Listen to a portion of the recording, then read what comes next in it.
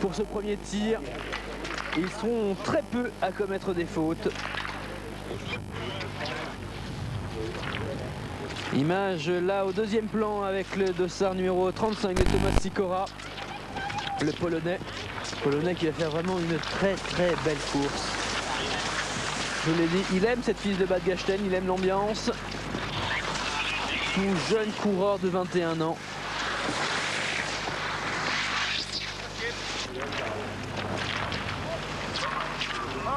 Et même si, je vous le rappelle, ce n'est qu'un résumé qu'on vous propose, donc c'est très court pour chaque épreuve. Donc un petit peu difficile pour nous de suivre le classement effectif.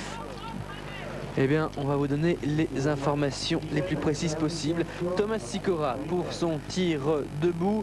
Tomasz Sikora n'a jusque-là commis aucune faute au tir, vous le voyez. À la lutte avec le temps de Hubert Ledgeb, l'Italien. Ledgeb qui a eu une petite défaillance à son tir debout, faisant 2 fautes, une faute à chaque tir debout. Sikora, lui, va prendre son temps. 5 cibles à abattre, placées à 50 mètres.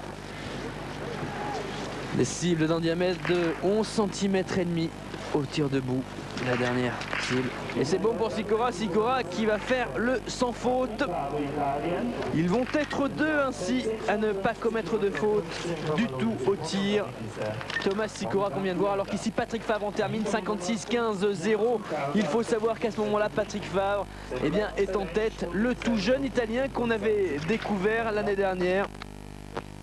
Patrick Favre qui va obtenir le tout meilleur résultat en ski de cette épreuve.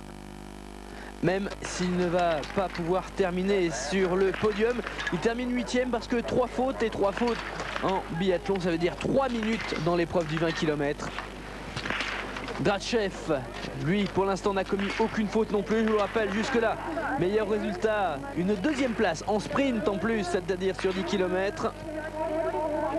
4e des Jeux Olympiques dans la même distance. Sur la même distance, il n'a pas pris part aux 20 km.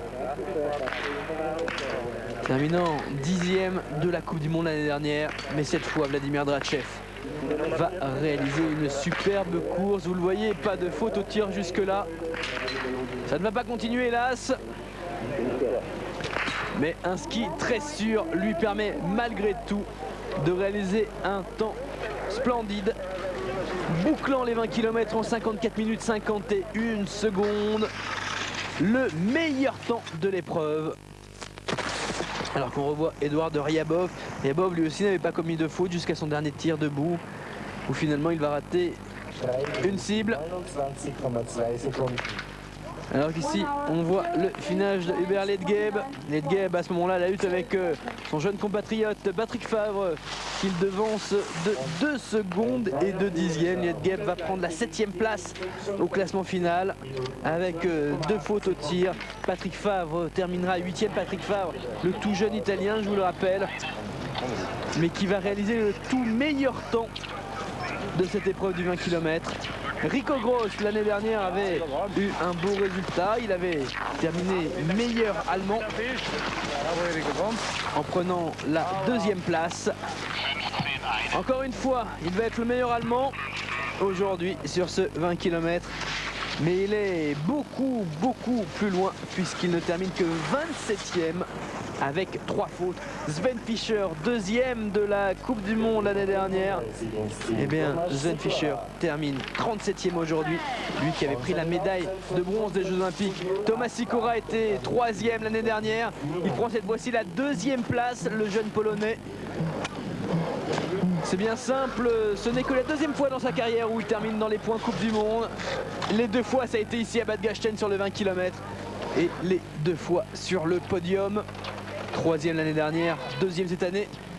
Ryabov, lui, va prendre la 6e place de cette première épreuve de la saison avec, vous le voyez, une faute donc au dernier tir debout.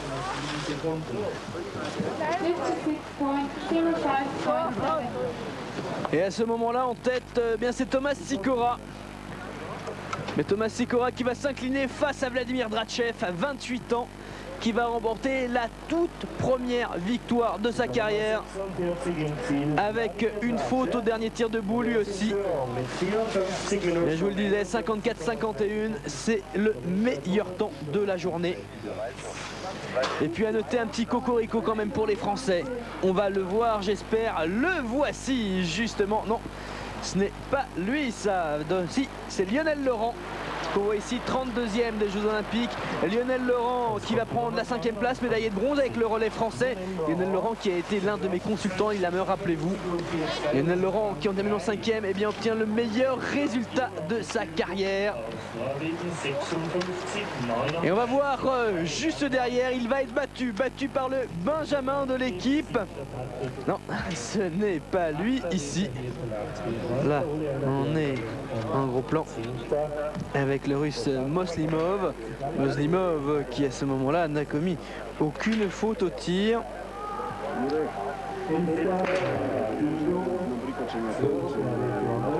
Et dont on va suivre le dernier tir debout. Lui aussi un jeune qu'on a découvert ici à Bad Gastein. Il va avoir un petit peu de mal à se reconcentrer. Toute la difficulté du biathlon bien évidemment. La violence du ski alliée au calme et à la quiétude du tir. On vient de voir terminer Lionel Laurent, donc le Français à ce moment-là, il est en 3e position derrière Drachev et Sikora. Dimitri Pantov va arriver juste derrière et le coiffer à l'arrivée. Dimitri Pantov, le Kazakh, qu'on voit ici avec aucune faute, lui non plus. Tout comme Thomas Sikora. Pantov qui avait terminé 51e aux Jeux Olympiques sur les 20 km et qui ici obtient le tout premier podium de sa carrière. Lui qui a terminé 49e de la Coupe du Monde l'année dernière. Et donc le classement provisoire à ce moment-là, c'est Drachev, Sikora, Pantov et Lionel Laurent. Le Français est 4e et je vous l'ai dit, il termine 5e parce que le Benjamin de l'équipe, tout jeune, 22 ans seulement, champion du monde junior il y a 3 ans, Franck Perrault ici à l'image, va terminer plus vite que lui, un excellent ski, une faute au tir debout le dernier. Mais le meilleur résultat de sa carrière, il avait terminé 17e l'année dernière à Ruhpolding. C'est la seule fois où il rentrait dans les 20 et cette fois-ci il est dans les 5 carrément. Regardez, deux Français, d'accord, Bailly Salin n'est pas là mais les Français se rattrapent bien avec Franck Perrault et Lionel Laurent. Les autres Français, Stéphane Boutiot termine 17e avec 2 fautes au tir debout. Et puis Hervé Flandin prend la 14e place sans aucune faute. Mais Hervé qui a eu un petit peu plus de mal au niveau du ski. Aussi on revoit l'arrivée de Vladimir Drachev, je vous le rappelle, la première victoire de sa carrière. Drachev qui devient donc pour la prochaine course le porteur du maillot de leader de la Coupe du Monde de biathlon.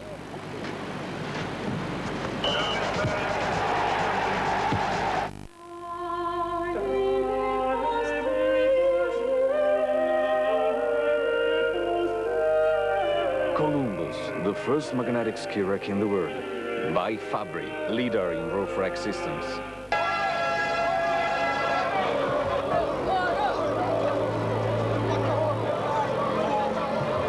Pas savoir, c'est la joie, la fête. Enfin les premières heures de paix. C'est des images que le monde doit connaître. J'ai les meilleures photos. Je les ai confiées à DHL. Chez DHL, nous n'oublions jamais que des gens comptent sur vous. Chaque heure, chaque jour, chacun fait l'impossible. Nous ne vous laisserons jamais tomber. DHL, nous tenons vos promesses. Chrysler est fier de vous présenter sa toute nouvelle voiture. Comme notre voyageur, elle a l'intelligence de l'espace intérieur. Comme notre vision, elle a adopté le concept de l'habitacle avancé. Comme notre Vipère, elle ne laisse vraiment pas indifférent. Et comme notre Jeep Grand Cherokee, elle a soif d'aventure. Pourtant, sa personnalité est vraiment unique. Voici la Chrysler Néon, une super amie, une grande voiture.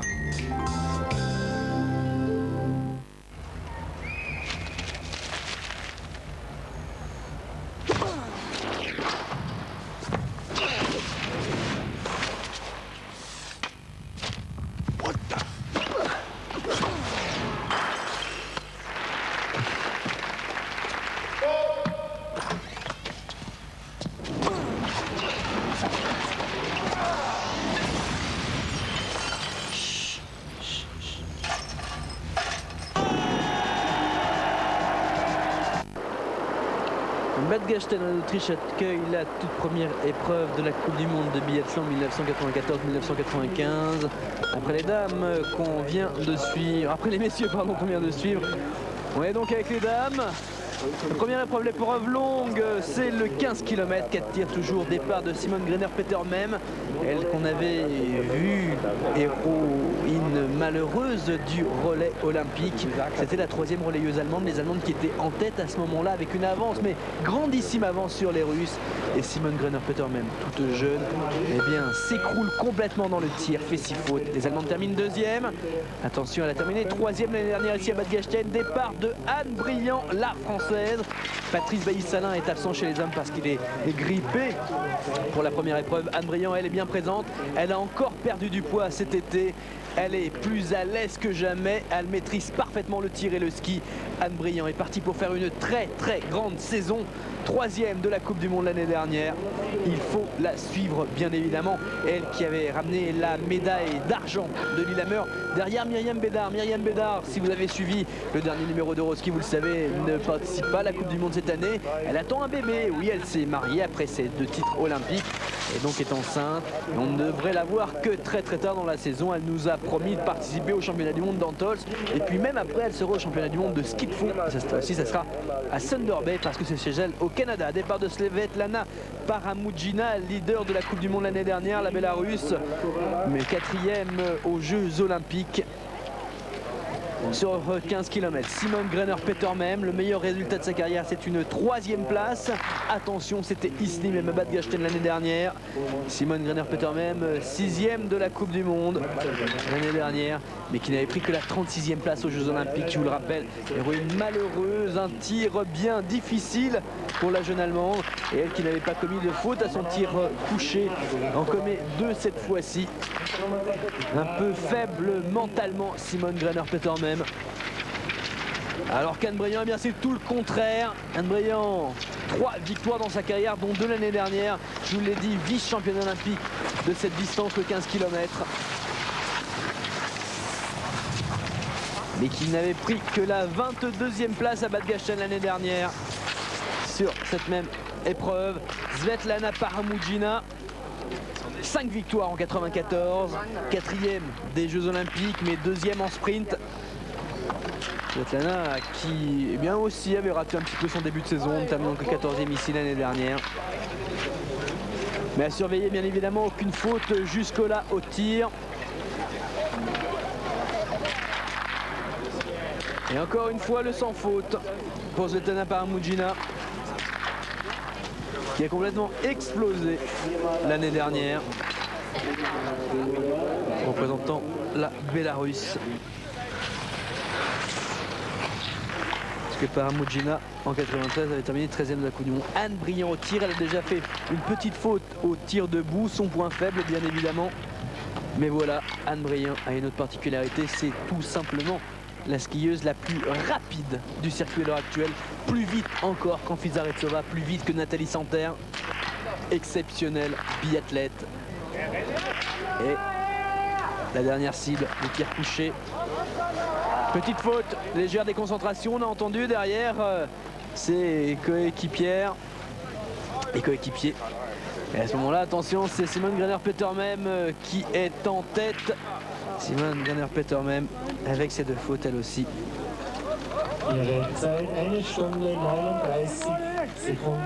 On termine ici Simone Greiner-Peter même justement, 2 fautes seulement, un temps de 53 à 43.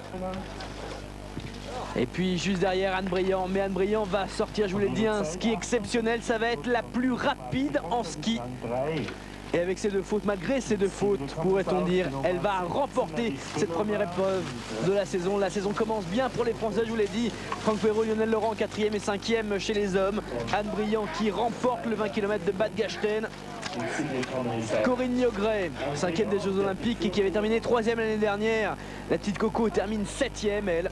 Emmanuel Claret, très bon ski, le 3e temps au niveau du ski pour Emmanuel Claret, fondeuse d'origine, je vous le rappelle. Elle termine 21e parce que 7 fautes au tir, c'est énorme quand même, 7 minutes de pénalité. Et Onique Claudel termine 31e, alors qu'ici Svetlana Paramudjina avec une faute au tir debout prend la 3e place. Et donc classement final, vous le voyez, brillant Greiner Petermann par Amujina. Déception côté des autres Allemandes où la médaillée de bronze Uschi Diesel est 9e. Mais Simone Greiner Petermann obtient le meilleur résultat de sa carrière avec cette 2e place.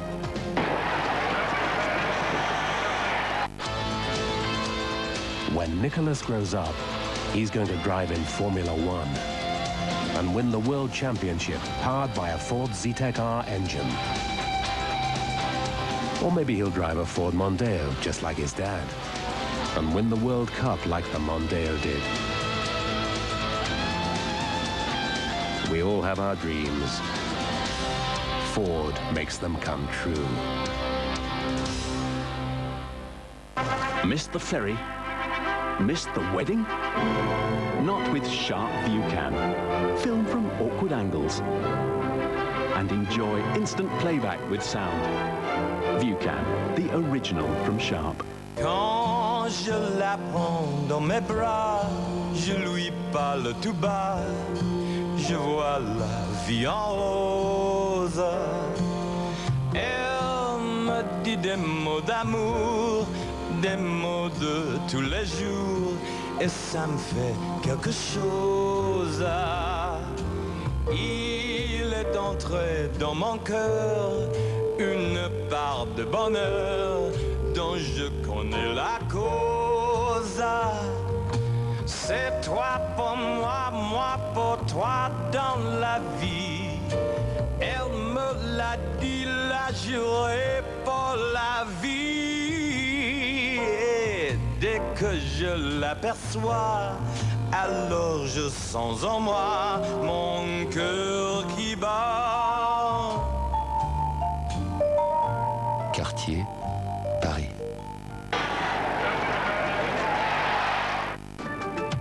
Pour toutes les étapes de la Coupe du Monde de biathlon, le programme est le même, à savoir on commence le jeudi avec les 2 épreuves longues, le 20 km pour les hommes, le 15 pour les dames, et le samedi, alors que la météo ne s'est pas vraiment arrangée, même s'il ne neige pas vraiment, ça ce sont des images de l'année dernière en fait, eh bien l'épreuve du samedi, ce sont les sprints pour les hommes, c'est un 10 km, pour les dames un 7 km 5, et vous le voyez, la neige arrive en Europe.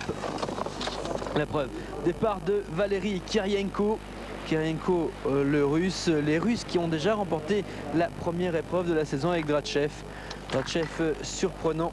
À l'image Pavel Moslimov, ce jeune russe qui longtemps était en course pour une place sur le podium et qui s'est un petit peu écroulé sur son tir lors du 20 km puisqu'il n'a terminé finalement qu'à la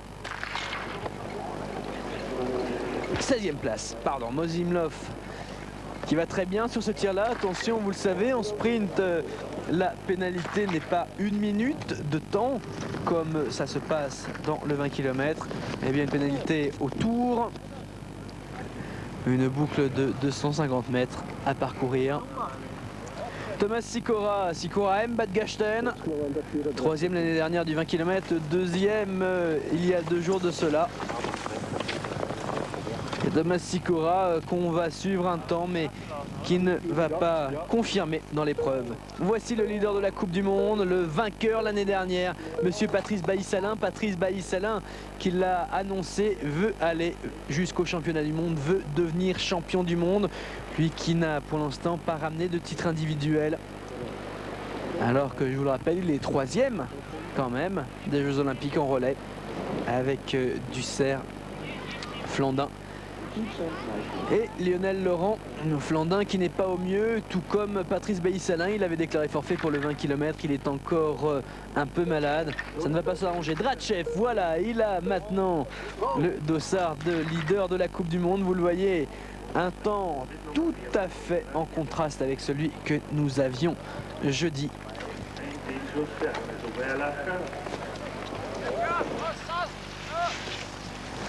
Et qui va bien permettre à certains de sortir du rang. Ludwig Gredler toujours présent, l'Autrichien.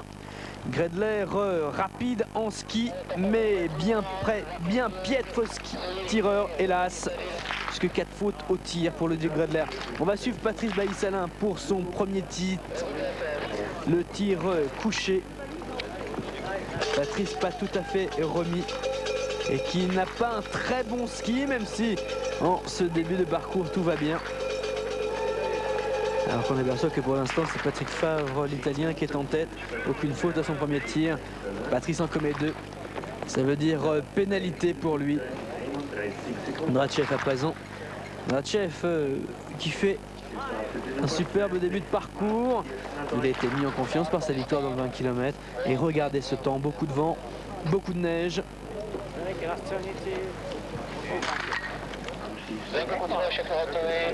Un temps qu'on trouve là-haut en Norvège. Le plaisir des Scandinaves, le tir de Vladimir Drachev. Les cibles, vous le savez, en tir couché sont plus petites qu'en tir debout.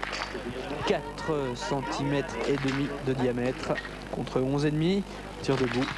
Par contre, elles sont toujours placées à 50 mètres. Alors qu'il faut savoir qu'au début du biathlon, lorsque c'était à l'arme de guerre qu'on tirait et que seuls les militaires pouvaient pratiquer ce sport, eh bien c'était des tirs à 250 mètres, 200 mètres, 150 mètres, 100 mètres. Ah oui, je vous le rappelle, arme de guerre. Hein. Rien à voir avec les carabines utilisées aujourd'hui. Au départ, on retrouve Marc Kirchner, champion du monde toute distance. Marc Kirchner qui, pour la première fois, a raté un grand événement lors des Jeux Olympiques de Lillehammer. Marc Kirchner terminant très loin lors des épreuves olympiques. Evgeny Redkin, le Bélarus, lui il avait surpris tout le monde, c'était à Albertville en remportant le titre olympique. Depuis, avant Redkin n'avait rien fait, depuis Redkin n'a rien fait non plus. Et Redkin, quelqu'un à suivre, c'est bien souvent le cas dans ces épreuves de biathlon, où la moindre précipitation c'est quelques millimètres à côté de la cible. Et c'est une chute de 15 places. Et là on le voit, Evgeny Redkin qui partait bien jusque-là en tête et qui s'écroule en faisant 3 fautes. Patrick Favre, le meilleur temps de ski lors du 20 km, très rapide le jeune Patrick Favre pour l'Italie. Favre qu'on avait découvert à Ruhpolding où il avait remporté le sprint et juste après il avait remporté l'après-mondial d'Antol Santerselva. Il n'a que 22 ans. Marc Kirchner au tir. Marc Kirchner qui se cherche un petit peu depuis quelques années au sein de cette si puissante équipe allemande. Le champion olympique du sprint, c'était à Albertville, mais 12e des Jeux Olympiques. Champion du monde également, en titre en revanche. Mais lui qui n'a plus rien gagné, plus tenu de podium depuis 2 ans. Terminant 20e de la Coupe du Monde l'année dernière alors qu'il était 2e en 93. Marc Kirchner au tir couché, le plus simple, car c'est là où on se cale le plus facilement. Et puis on n'a pas encore parcouru trop de kilomètres encore à ce moment-là, la fatigue ne joue pas encore. Et Marc Kirchner qui commet le sans faute. Alors que vous le voyez, c'est John Hage Tidlum qui jusque-là était en tête. Tidlum, eh bien oui, celui qui avait remporté la Coupe du Monde il y a 3 ans. Et qu'on ne voyait plus du tout depuis. 25e aux Jeux Olympiques encore. Et la gamme Tidlum est de retour, qu'on voit ici à l'image.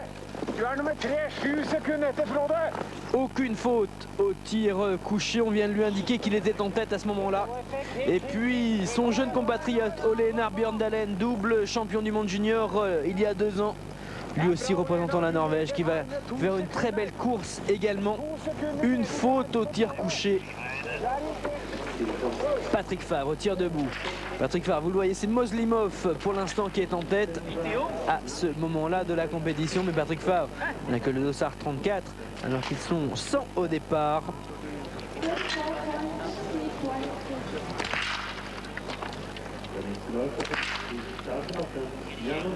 Moslimov avec 3 tirs au tir debout et qui va finalement terminer 39e. Patrick Favre aussi, 3 fautes au tir debout. Il va falloir qu'il se ressaisisse, l'Italien. Les Italiens qui nous ont amené des jeunes aussi comme René Katarinoussi. Alexei Kobelev. Les Russes sont en forme, je vous l'ai dit, en ce début de saison. On a vu Drachev remporter le 20 km. Et Kobylev va faire très fort, alors qu'ici on voit Drachev justement revenir sur le français Patrice Bailly-Salin. Alors que Drachev est parti bien après, 2 minutes après Patrice, 1 minute pardon après Patrice. Ils arrivent ensemble au tir debout, c'est vous dire que Patrice n'a pas tout à fait récupéré encore toutes ses possibilités physiques, puisque repris par le Russe. Pour le dernier tir, le tir debout, Drachev a commis une faute à son tir couché. Drachev, vous le voyez, à la lutte avec le temps du Bélarusse Satchourine à ce moment-là. Après le premier tir en tête, c'est John Hage Tidlum. Devant Jannes Osbold, le Slovène, et Ole Einar Bjørndalen, son compatriote norvégien. Kobylev et Drachev sont respectivement 5e et 6e. Mais Drachev, en ne commettant aucune faute à son tir debout, va rattraper beaucoup de terrain.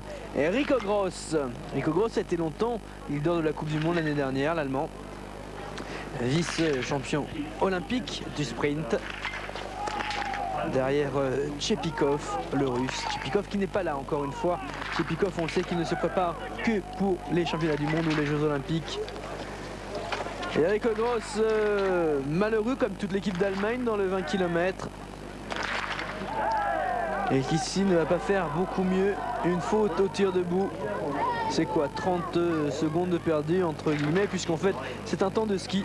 Rico Gross va terminer 16e. Sven Fischer ne va pas faire mieux, 2e de la Coupe du Monde l'année dernière. Lui qui avait remporté la Coupe du Monde de sprint. Il a déjà raté 120 km, il termine cette fois-ci 17e avec 3 fautes quand même. Patrick Favre en termine. Patrick Favre pour l'Italie. Patrick Favre qui est beaucoup trop loin pour espérer un podium. Prenons la 31e place. On revient sur le tir, monsieur John Hage Tidlum. Je vous l'ai dit, vainqueur de la Coupe du Monde il y a 2 ans. Mais 24e l'année dernière. Dernière victoire remonte à Östersund, c'était en 93. Mais John Hage Tidlum a retrouvé ses marques, beaucoup d'entraînement. Cet été, c'est vrai que les biathlètes norvégiens avaient été décevants dans toute cette foison de médailles norvégiennes à Lillehammer. Ils n'avaient rien ramené. Mais cette fois-ci, John Hage Tidlum réalise le sans faute. Ils ne vont être que 2 dans toute l'épreuve à ne commettre aucune faute au tir aujourd'hui dans ce 10 km. Lui et le Bélarusse Vadim Satchourine, alors que Drachev en termine. Drachev, vous le voyez, est en tête à ce moment-là malgré une faute devant Satchourine. Et Drachev qui va conserver son dossard jaune de leader de la Coupe du Monde. Parce que Drachev va encore réaliser un très beau résultat. À ce moment-là, il est 1er du classement général. En termine Marc Kirchner, Rico Gross, pardon, l'autre Allemand. Rico Gross, je vous l'ai dit, qui ne va prendre que la 16e place, le vice-champion olympique de sprint.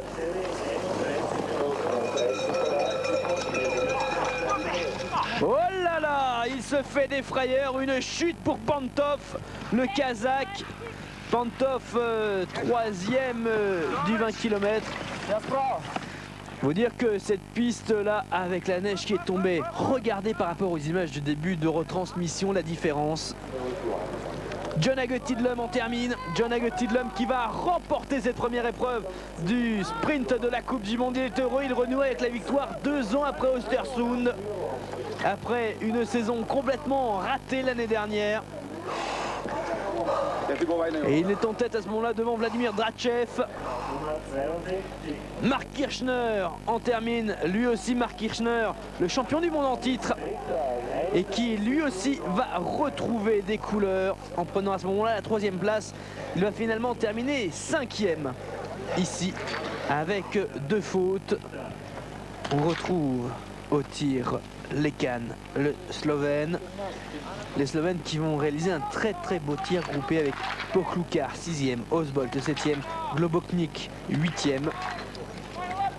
Bosdian Lekan, lui, va commettre 2 fautes à son dernier tir, le tir debout, et prendre la 15e place, mais devant les Allemands Rico Gross et Sven Fischer. Côté français, on rit moins que dans le 20 km où Franck Perrault avait terminé 4e devant Lionel Laurent 5e. Mais Franck Perrault et Lionel Laurent vont encore une fois être les 2 meilleurs français de l'épreuve, avec Lionel Laurent 22e, 4 fautes dont 3 au tir debout, et Franck Perrault 28e avec 3 fautes dont 2 au tir couché. Ole Einar Bjørndalen, double champion du monde junior il y a 2 ans, prend la 2e place derrière Jon Åge Tidlum. Écoutez bien, avec 2 fautes et le meilleur ski sans aucun doute sur cette épreuve. Osbolt, je vous le disais, le Slovène est 7e. Donc le classement à ce moment-là de la compétition, c'est en tête Jon Åge Tidlum devant Ole Einar Bjørndalen, 2 Norvégiens. 3e c'est Vladimir Drachev. Drachev en passe de réussir son 2e podium en 2 courses. Lui qui jusque-là n'avait terminé que 3, qui n'avait jamais terminé sur le podium jusque-là. Et Niemi, le Finlandais, qui vient se présenter pour son tout dernier tir debout. Jekko Niemi, aucune faute au tir couché. Le jeune Finlandais qui, hélas, va complètement exploser dans ce dernier tir. 5 balles à placer dans les 5 cibles à 50 mètres de là. Vous voyez, aucune faute, il est en course pour la victoire à ce moment-là.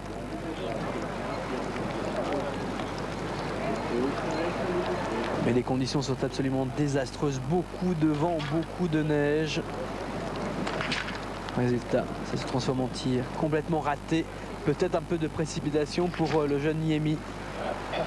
Seulement 1 sur 3 pour l'instant.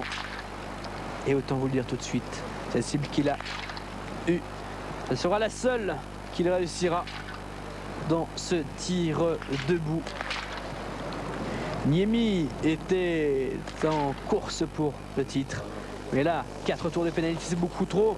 Jusque là c'était Drachev qui était en 3e position, mais son compatriote Alexei Kobelev va terminer devant lui avec 3 fautes, 1 couchée, 2 debout. Et donc le classement final est le suivant, Jon Åge Tidlum qui l'emporte donc devant Ole Einar Bjørndalen, 3e Alexei Kobelev, 4e Vladimir Drachev. Drachev, leader de la Coupe du Monde donc après cette première épreuve.